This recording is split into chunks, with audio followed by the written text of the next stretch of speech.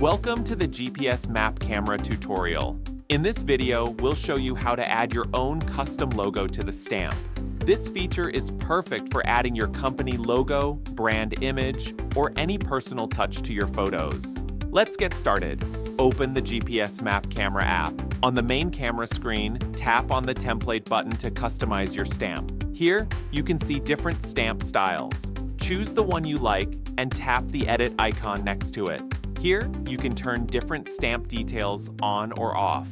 Tap on the logo option to start adding your logo. Tap the plus button to add your brand logo. Choose your logo from your gallery. You can crop or adjust your logo as needed. Once you're happy with the result, tap the checkmark button at the top right corner. Your logo has been successfully added. Go back, and you'll see your updated template with the custom logo.